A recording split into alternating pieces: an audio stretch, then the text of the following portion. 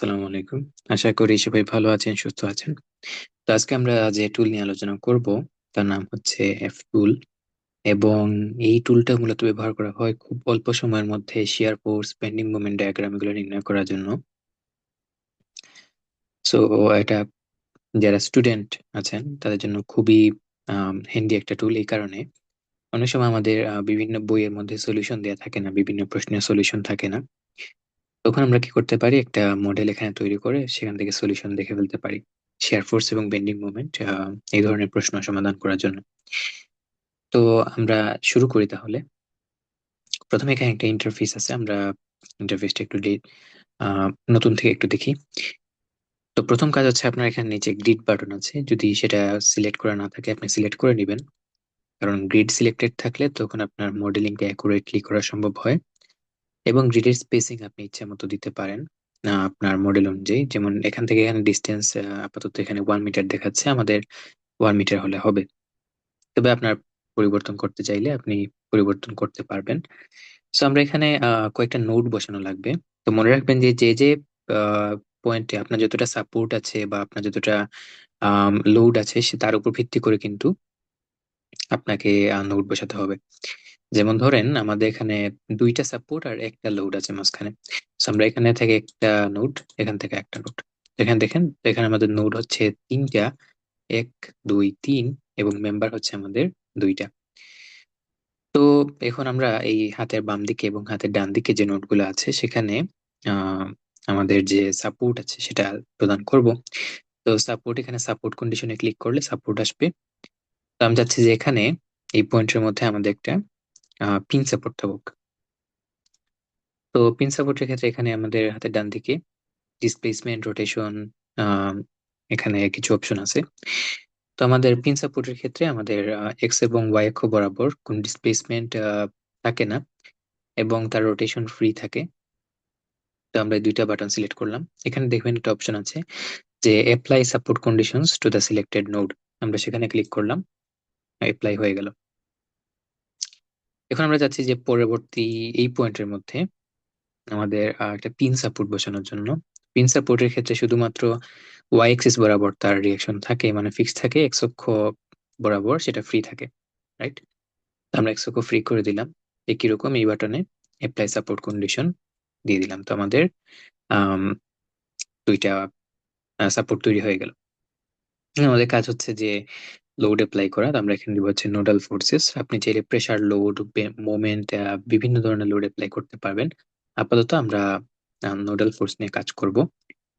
তো প্রথমে আমাদের ফোর্সের নাম দিতে হবে, সেটা একটা নাম আমরা দিয়ে দিই, ফোর্স 1। এখন আপনি চাইলে এখানে ফোর্স দিতে পারেন, তো মোমেন্ট বসাতে পারবেন।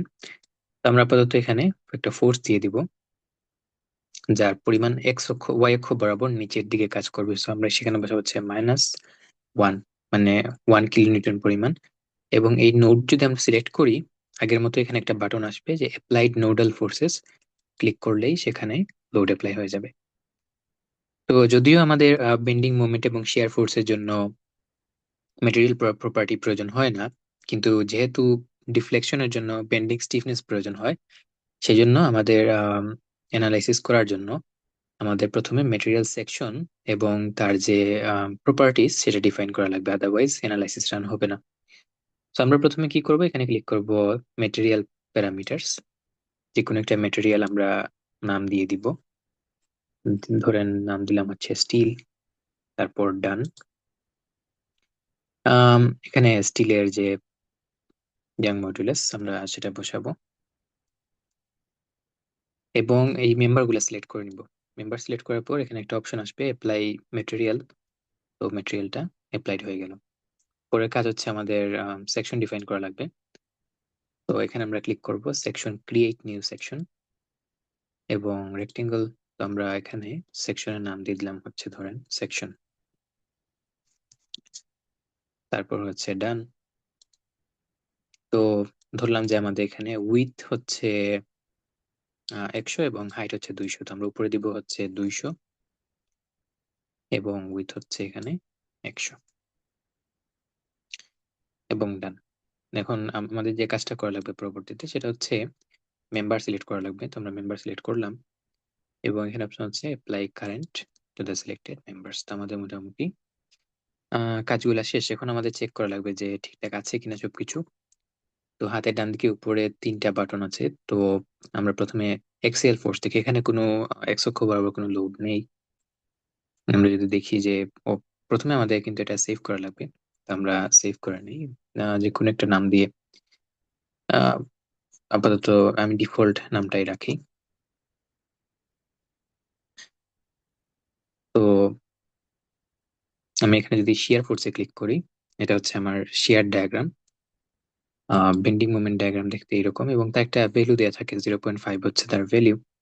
এবং অবশ্যই এককটা হচ্ছে এই এককগুলোর সাথে কনসিস্টেন্ট থাকে। এবং ডিফ্লেকশন যদি আমরা দেখি, ডিফ্লেকশন হচ্ছে এই পয়েন্টে ম্যাক্সিমাম ডিফ্লেকশন আমাদের আছে। এবং আপনি যদি নোডে ক্লিক করেন, প্রত্যেকটা নোডে, তখন ডিফ্লেকশন যে অ্যামাউন্টটা, পরিমাণটা, সেটাও কিন্তু আপনি দেখতে পারবেন এখান থেকে। সো এইভাবে মূলত আমরা খুব অল্প সময়ের মধ্যেই খুব আম, এই ধরনের বিম বা ফ্রেম খুব সহজে কিন্তু অ্যানালাইসিস করতে পারি। এবং আপনারা চাইলে ভিন্ন ধরনের লোড, যেমন মোমেন্ট, তারপর হচ্ছে ইউনিফর্ম লোড এবং অন্যান্য লোড দিয়েও কাজ করতে পারবেন। এবং এখানে অনেকগুলা সেকশন ডিফাইন করা যায়, সেটা আই সেকশন, মানে অনেক ধরনের এখানে অপশন আছে।